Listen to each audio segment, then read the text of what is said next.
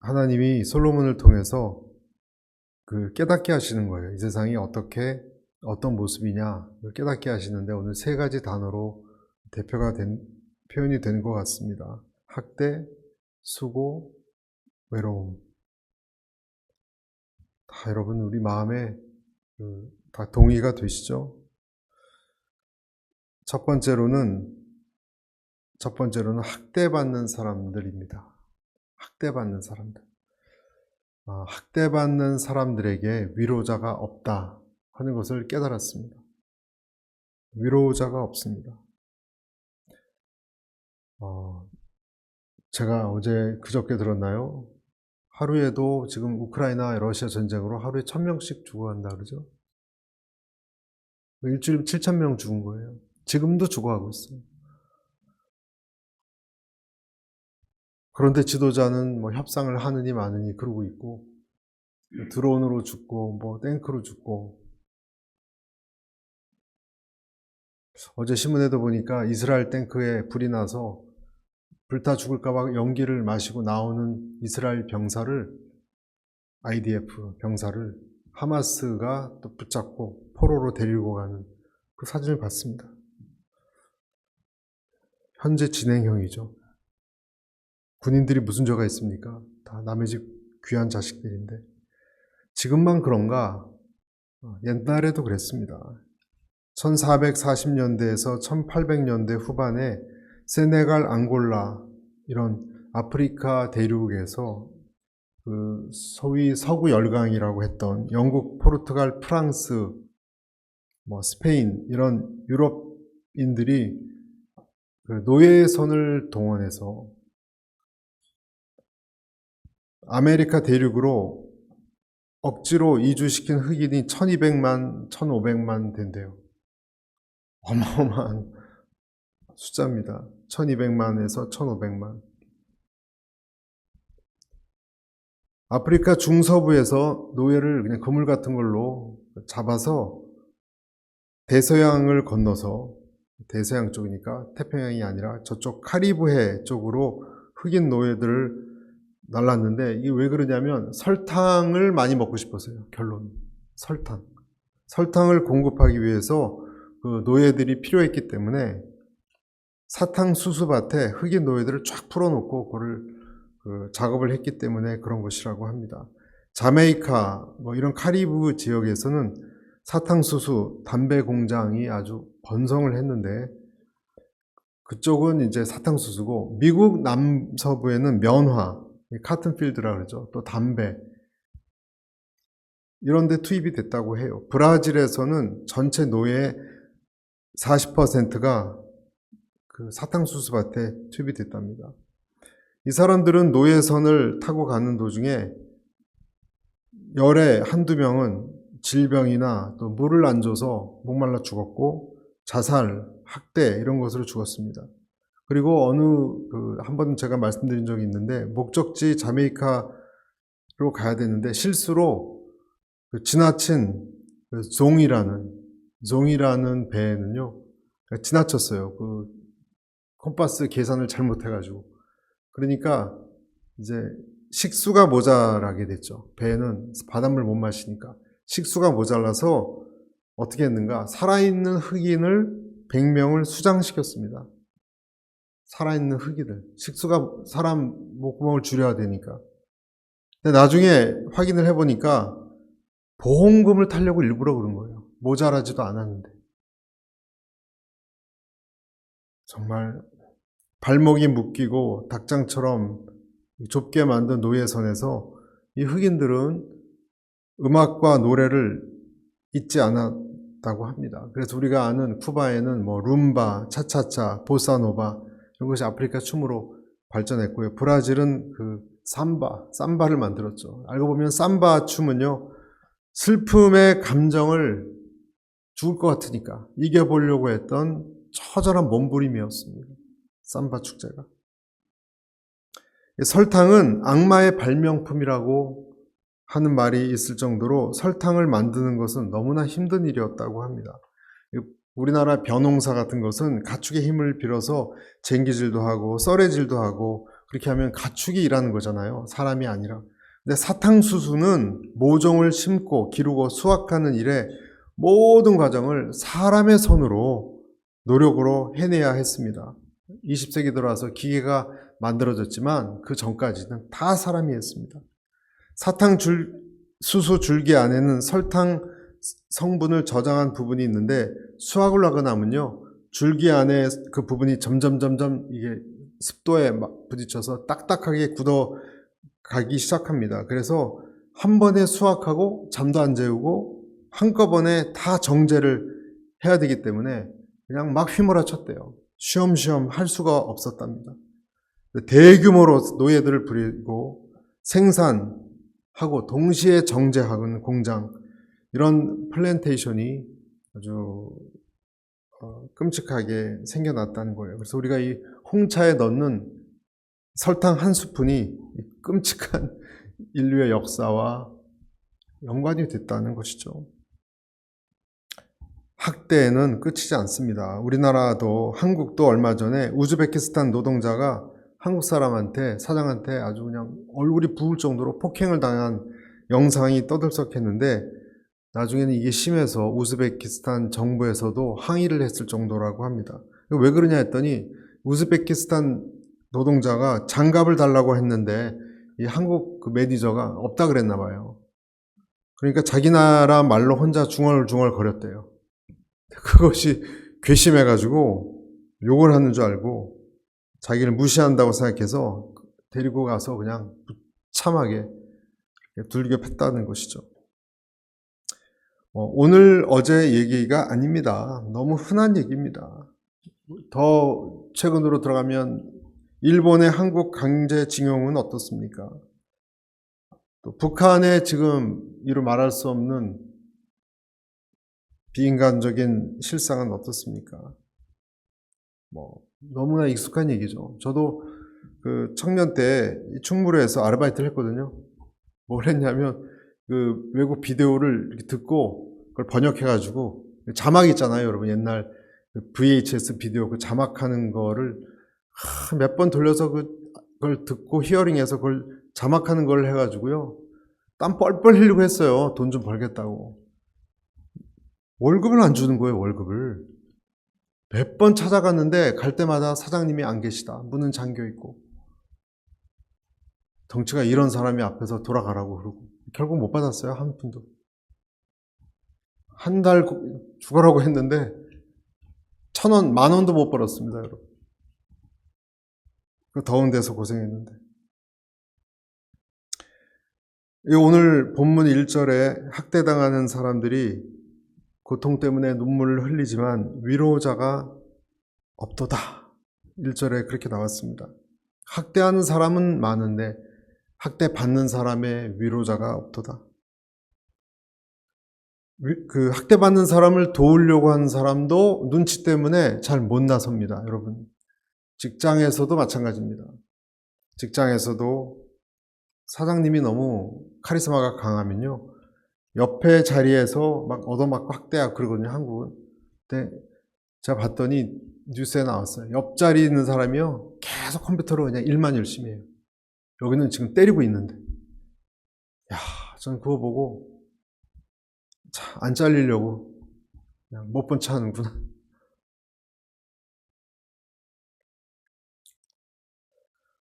약육강식의 세상입니다. 여러분, 본래는 이렇지 않았습니다. 본래는 그렇지 않았습니다.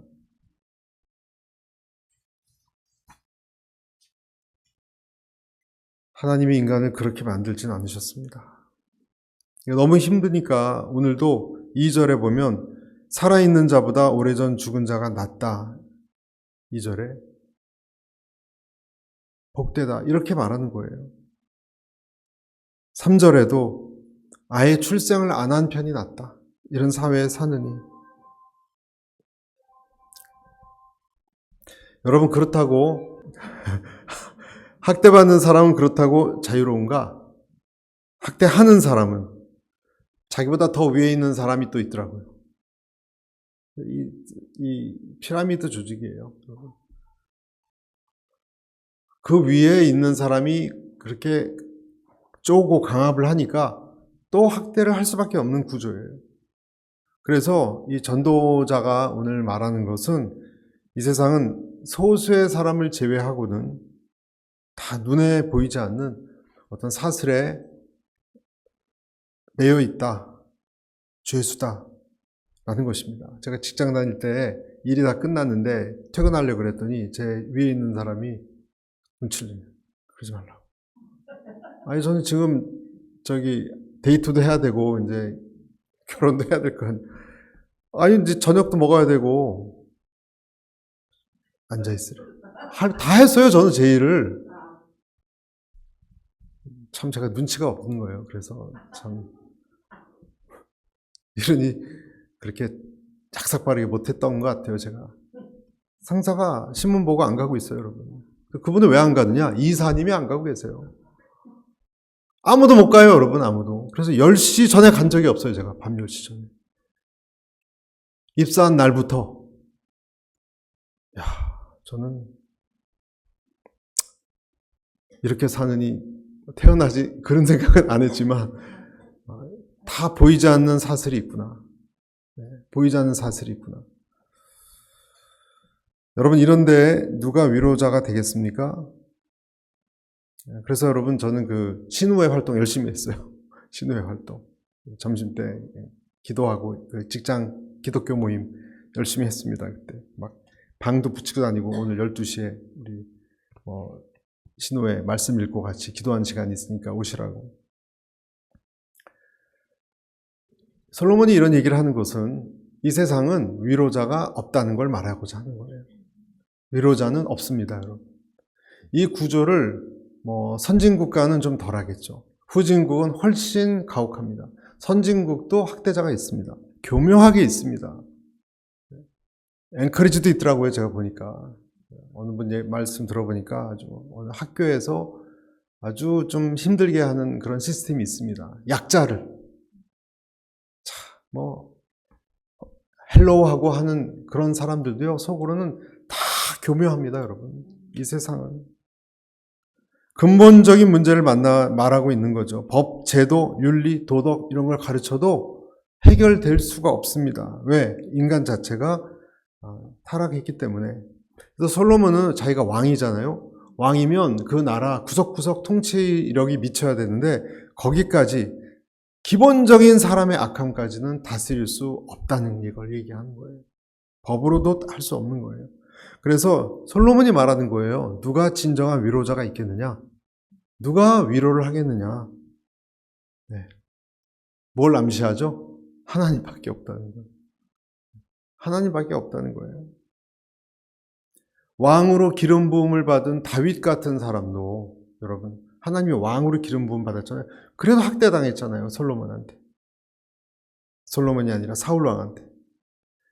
어쩔 수 없이 우리가 인간으로 태어난 이상 부조리한 사회, 공동체, 어느 모임을 가나 여러분 그런 것이 인간 사회는 있습니다. 그런 것을 우리는 싸워 나가야 하는 것이고 위로를 사람에게서 받으려고 너무 애쓸 필요가 없다는 거예요. 가정은 안 그런가? 여러분, 가정도 그래요. 여러분. 억압하는 남편이 있잖아요. 또 요즘은 맞는 남편도 있습니다. 맞는 남편도 있습니다. 미국 같은 경우는 맞는 남편이 많습니다. 질투, 사울왕의 질투 그런 것을 쫓겨다니면서 쓴 시편은 피와 정말 땀과 눈물로 쓴 거죠. 그래서 방패요, 요새요, 산성이라고 얘기한 것입니다. 학대는 여러분 사람의 정신을 무너뜨리고 감정을 오염시킵니다. 그리고 자기 인생을 부정적으로 보게 만들고 그래서 학대받은 아이는 어려서 세계관이 왜곡될 수밖에 없는 거예요. 감정이 제대로 된 감정이 나올 수가 없다. 하나님을 위로자로 삼아야 한다. 그래서 시편에 보면 73편 25절에 하늘에서는 주 외에 누가 내게 있으리요 땅에서는 주밖에 내가 사모할 자 없나이다.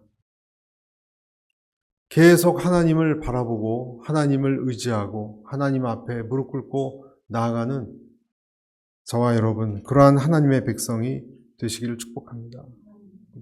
염세주를 얘기하는 것이 아니라 받아들여야 할 것 어쩔 수 없이 있다라는 걸 말하는 거예요. 공정하지 않습니다. 이 세상.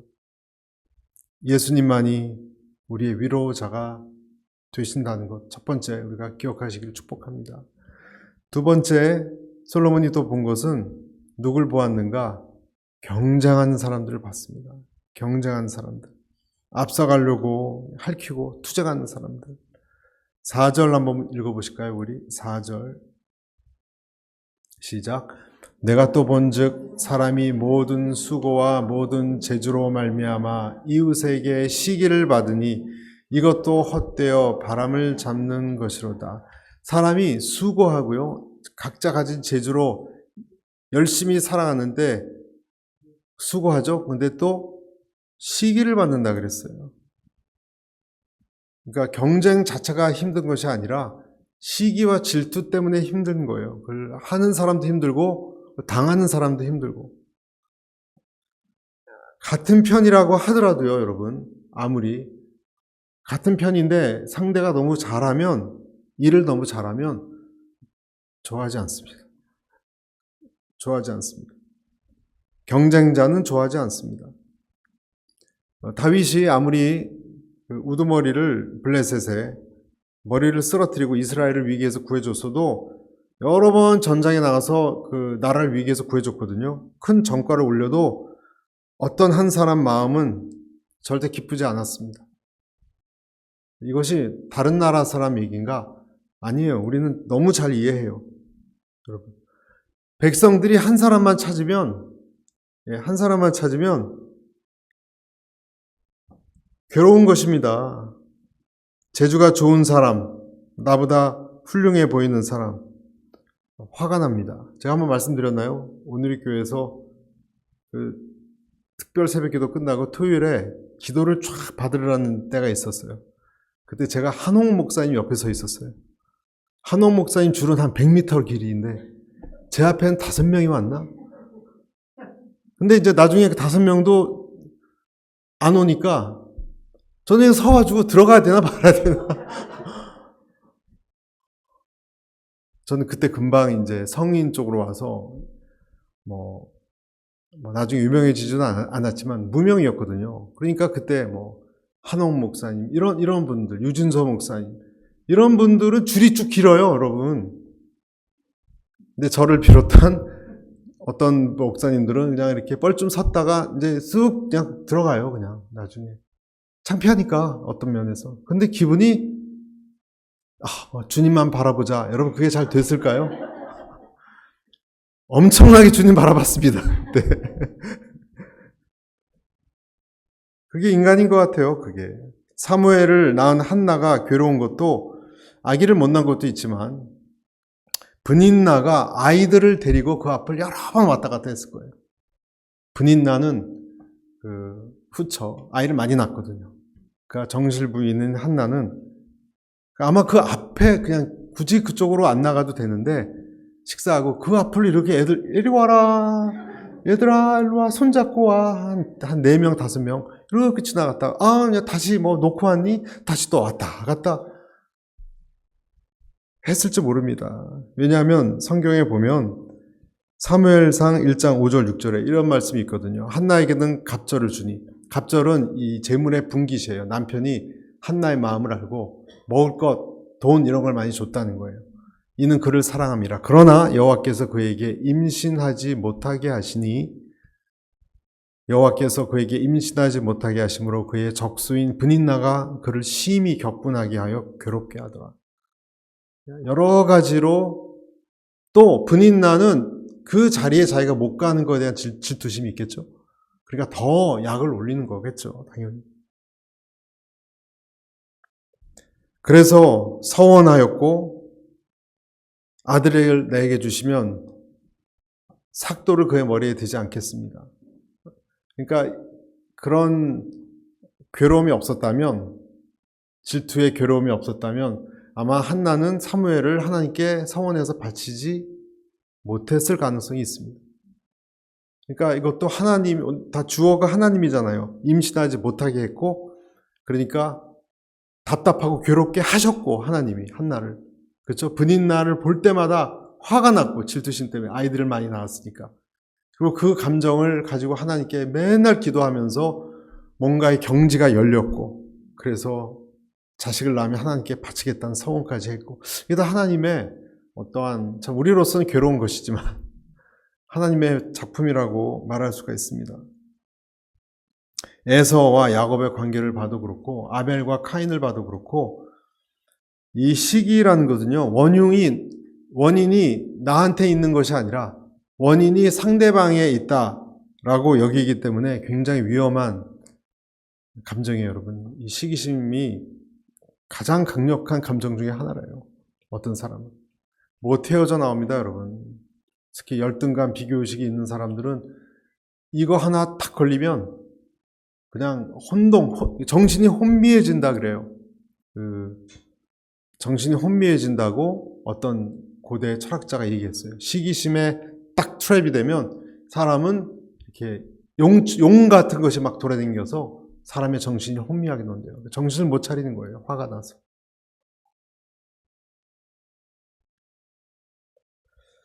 사람들이 기도의 자리로 나오는 것은 여러 가지 이유가 있습니다. 질투심, 시기는 정말 견디기 힘든 것입니다. 우리는 늘 다른 사람을 부러워하기 때문에 내가 가지고 있는 것을 못 보고 다른 사람을, 높은 사람을, 나보다 잘난 사람을 부러워하기 때문에 불행하다고 느낍니다. 장자라고 중국 철학자가 있는데, 장자의 추수편에 굉장히 아름다운 동물이 한 마리가 나오거든요. 전설상의 동물인데, 전설상의 동물은 발이 한 개예요, 발. 근데 그 이름이 기라는 동물이 있어요, 기. 전설의 동물이에요. 여기 나오는 이야기인데요. 기가 발이 하나이기 때문에 발이 100개나 있는 진해를 굉장히 부러워했대요. 진해는 제일 자기가 부러워하는 동물이 있었는데 발이 없이도 가는 뱀이래요, 뱀. 뱀은 또 거추장스러운 발이 없어도 자기는 진해와 달리 잘 갈 수 있으니까. 근데 뱀은 또 누구를 부러워했느냐? 자기가 움직이지 않고도 멀리 갈 수 있는 바람을 부러워했대요.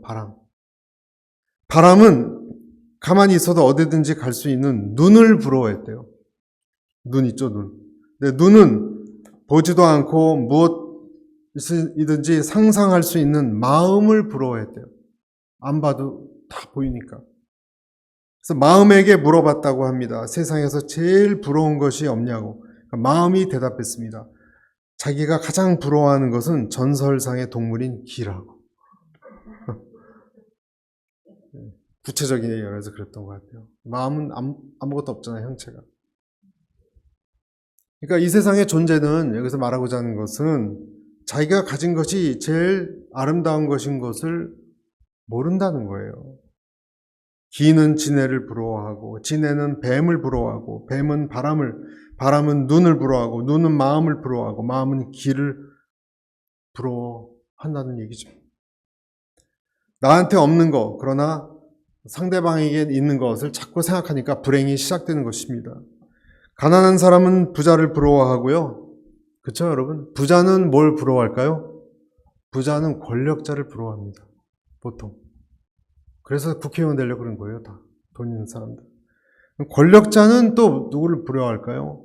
권력자는 가난하지만 건강하고 화목한 가정을 지닌 사람을 또 부러워한다. 보통 그런 권력자의 가정은 많이 깨진 경우가 많거든요.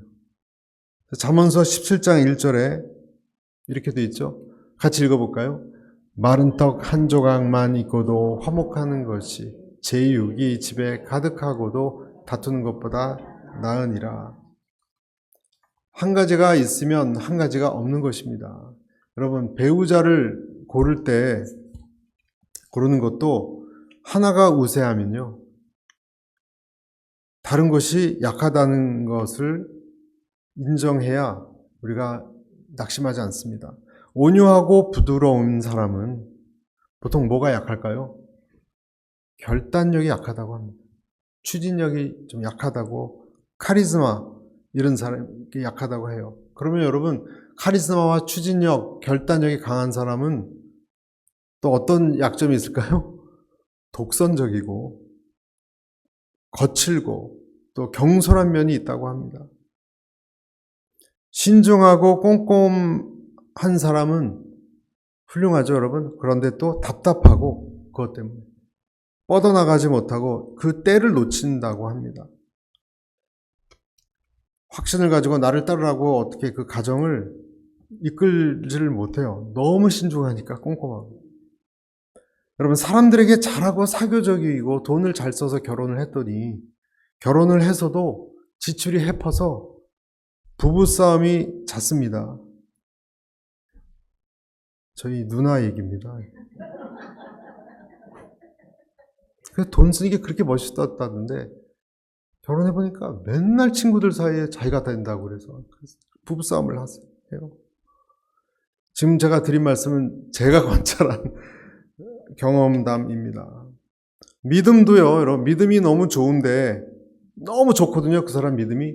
그런데 어떤 면은 세상과 유리되어 있고 고집스럽습니다.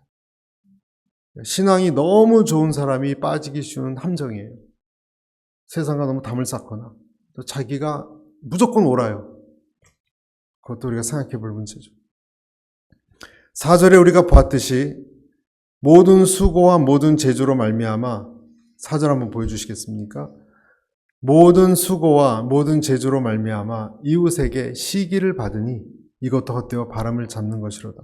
자, 여러분 여기서 열심히 일을 했어요. 지금 모든 수고와 모든 재주로 시기를 받아요.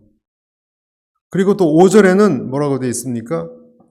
우매자는 팔짱을 끼고 있으면서 자기의 몸만 축낸도다. 그러면 너무 열심히 능력이 있어서 하는 것도 문제고 팔짱을 끼고 게으른 것도 문제고 그럼 뭐 어떻게 하라는 거죠? 답은 6절에 나오더라고요. 6절. 같이 읽어볼까요? 시작. 두 손에 가득하고 수고하며 바람을 잡는 것보다 한 손에만 가득하고 평온함이 더 나으니라. 그러니까 적게 가져도 두 손에 꽉 잡는 것보다 막 움켜잡으려고 하는 것보다 한 손에만 가득한 편이 마음의 평안함이 많이 있다면 그것이 너무 지나치게 수고하는 것보다 더 낫다. 적당히 벌어라 그 뜻이겠죠, 여러분. 게으른 것도 피하고 하나님께서 내게 주신 재능대로 내 분량대로 능력대로 내게 주어진 기회대로 모든 사람에게 여러분 다 좋은 기회가 오는 게 아니더라고요. 여러분 다 능력이 있는 사람이 성공하는 것도 아니고요. 더 능력이 있는데 기회가 안 온 사람은 또 성공을 못해요. 어쩔 수가 없어요. 누구를 탓하겠습니까? 내게 주어진 기회와 또 내게 주어진 능력, 재능을 가지고 충실하면서 하나님 앞에서의 그 선물을 누리는 것, 이것이 전도서가 말하는 것입니다. 그래서 전도서 3장 12절에도 이런 말씀이 있습니다. 사람마다 먹고 마시는 것과 수고함으로 낙을 누리는 것이 하나님이 선물인 줄을 또한 알아노라. 그래서 여러분 그냥 있는 것을 만족하고 지족하는 마음으로 바울이 얘기하듯이 잘 웃고 여러분 잘 즐기는 것 굉장히 영적인 겁니다. 그것이 성경적인 것입니다. 여러분 식사 한 끼를 하더라도 기쁨으로 감사함으로 하시게 되기를 축복합니다. 그것이 여러분 영적인 거예요. 영적인 것은 가족들하고 웃으면서 맛있게 먹는 거예요. 좋은 음식. 영적인 거예요, 여러분. 성경적인 겁니다.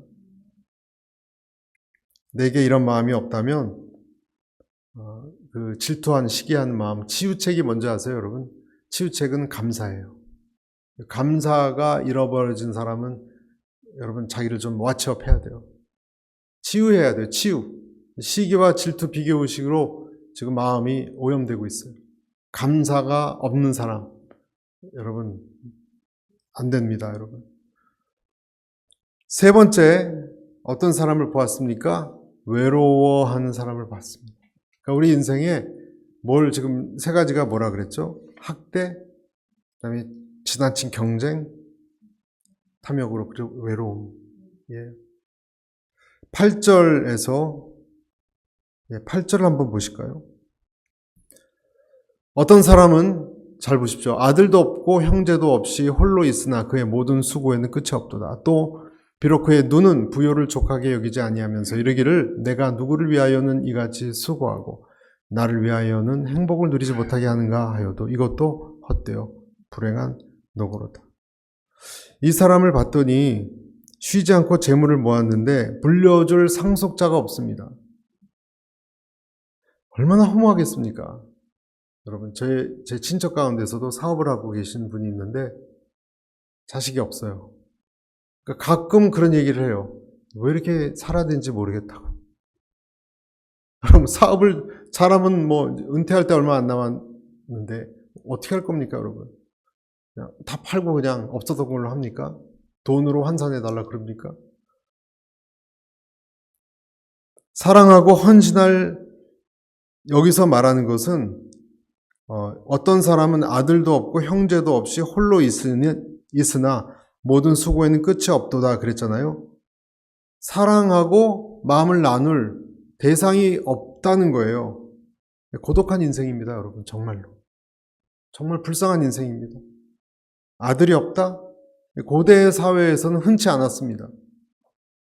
또 형제가 없는지 죽었는지, 그것도 아니면 교제할 친구가, 배우자, 친척, 의지할 데가 없다. 고립된 사람입니다, 여러분. 정말 친구가 없다는 뜻이 아니겠죠, 여러분.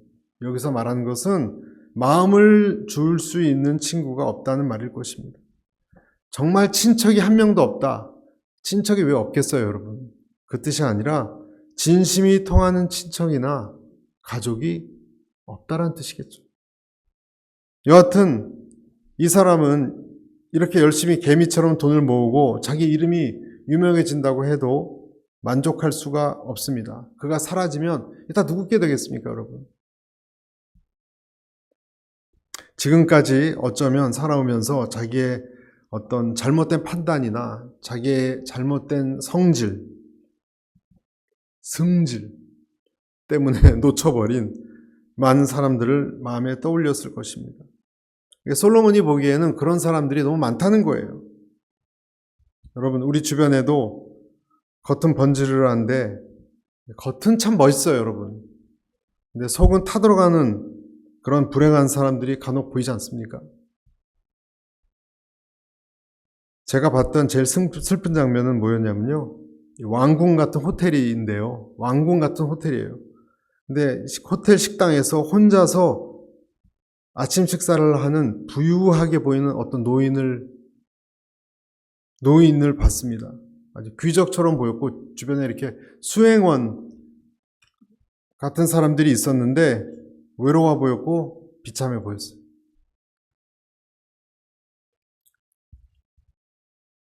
그래서 10절에 보면 넘어질 때 붙들 사람이 없는 사람이 화가 있으리라 그랬던 거예요.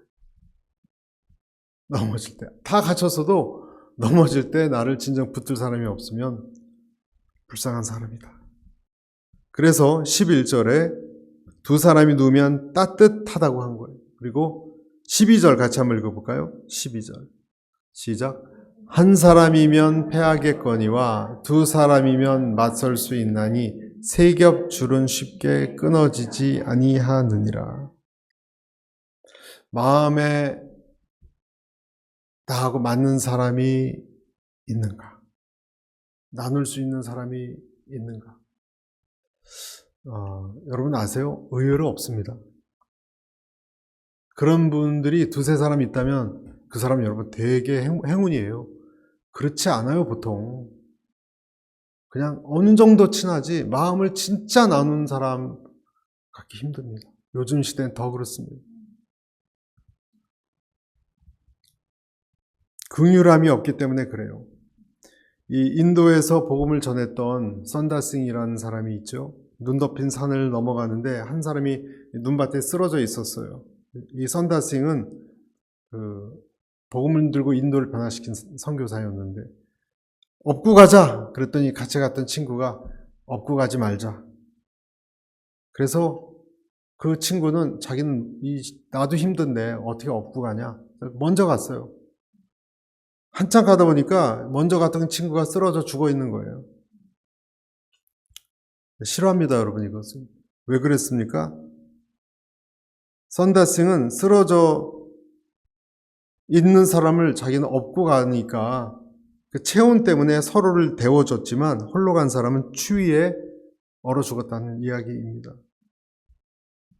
우리나라 강남에 집이 몇 채 있는 어떤 사람이 있는데 이것도 싫어한대요. 어떻게 이 부를 이룰 수 있는지 이런 얘기를 하다가 이런 얘기를 했어요. 갑자기 지금 내 삶이 행복하지만은 않대요.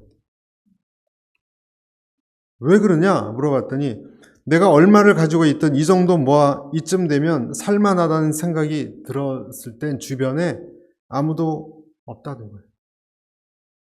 외롭다고 얘기합니다. 친했다고 생각했던 친구들도 하나 둘 자기를 떠난다고 합니다. 그것이 그 친구의 자격지심이 됐건 개인 사정이 됐건 이유를 불문하고 곁에 있는 사람은 진짜 몇 안 된다는 얘기를 했습니다. 여러분, 그렇다고 이 사람이 인색한 사람이 아니에요, 여러분. 주변에 자기만 생각한 이기적이라서 남한테 베풀지 않은 사람, 스크루지 같은 사람이 아니에요, 여러분. 아주 정상이에요, 여러분. 사교성도 좋고. 근데 왜 그렇게 되죠? 돈이 있는 사람은 이 돈을 지켜야 되니까 주변을 경계하는 행동을 함으로써 관계가 경계하니까 틀어지기도 하는데 그런 게 아니라고 하는 때에도 대체로 저절로 인간관계가 정리가 된대요. 인간이 이유는 본연적으로 가지고 있는 질투심 때문이에요. 이 사람 잘못한 게 없는데 여러분, 이 사람이 돈이 있으니까 안 좋아하는 거예요, 친구들이. 너는 나보다 좀 못해도 봐주겠지만 나보다 돈이 아주 많거나 잘나서는 안 돼. 이런 의식이 깔려 있는 것입니다. 사람은. 그래서 여러분 결론은 무엇입니까? 외로움을 받아들여야 돼요. 이것도 학대를 받아들이듯이 외로움도 받아들여야 되는 것입니다. 죄인인 우리 그리고 내 자신의 한계를 받아들이고 그리고 하나님이 그렇다면 나에게 보여주시는 또 보여주시는 내 주변에 연약한 사람들을 발견하는 거예요. 그리고 그들에게 가는 거예요. 내가 하나님께 외로워요 하고 가면 하나님 뭐라고 얘기하시느냐? 너 외롭냐? 그러면 너는 나를 의지하고 외로움을 좀 만족시켜라. 그리고 이제 저 사람한테 가서 네가 말동무가 되어주라. 여러분 이렇게 행할 때 우리 몸을 따뜻하게 하는 사람이 내가 될 수 있는 것입니다. 한쪽 짐을 짊어주는 세 겹줄의 친구가 되어줄 수 있는 것입니다. 이것이 뭐냐면 그리스도 공동체예요. 그런 사람들이 되시기를 축복합니다. 그래서 오늘 세 가지를 말씀드렸죠. 세 가지 각각의 문제를 말씀드렸고 해답을 말씀드렸어요, 여러분. 학대의 해답은 뭡니까? 하나님을 바라보는 거예요. 질투의 해답은 뭡니까? 감사를 훈련하는 거예요. 내게 주어진 것을 감사하는 의식적으로 그것은 뼈를 깎는 노력을 해야 돼요. 그리고 세 번째, 외롭다면 다른 사람을 향해서 내가 먼저 손을 내밀고 걸어가는 것. 공동체를 중요시 여기는 것. 이것이 솔로몬이 우리에게 주고자 하시는 하나님의 진리의 말씀입니다. 그러한 저와 여러분이 되시기를 축복합니다. 같이 한번 기도하겠습니다.